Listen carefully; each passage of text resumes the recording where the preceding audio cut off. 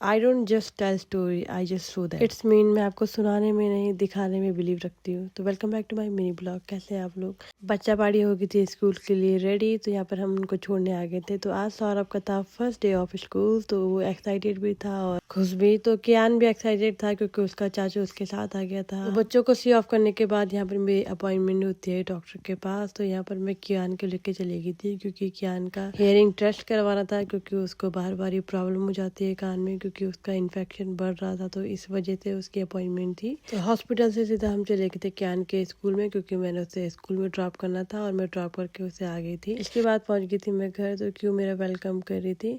तो घर के सारा काम करने के बाद, नाश्ता पानी करने के बाद, यहाँ पे मेरे दिन के खाने का टाइम भी हो जाता है। खाना बनाते बनाते मैं दी से भी बात कर रही थी, क्योंकि काफ़ी टाइम हो गया था उनसे बात नहीं हो पा रही थी। तो आज धूप भी बहुत अच्छी थी और खाना भी मेरा बन चुका था। तो इसके बाद टाइम हो जाता है कियान को स्कूल से लाने का। तो यहाँ पर कियान और सौरभ की छुट्टी हो चुकी थी और तो हम यहाँ पर आके थे उसे पिक करने के लिए। तो मैं एक्साइटेड थी सौरभ का रिएक्शन जानने के लिए कि उसका दिन कैसा गया। तो सबसे पहले गए थे हम कियान की क्लास में, तो उसे वहाँ से पिक किया। देन गए थे हम सौरभ की क्लास में। तो जब हमने पूछा कि उसका दिन कैसा गया, तो उसका रिएक्शन बहुत अच्छा था और सबसे अच्छी बात है कि वो अपना स्कूल टाइम इंजॉय कर रहा है।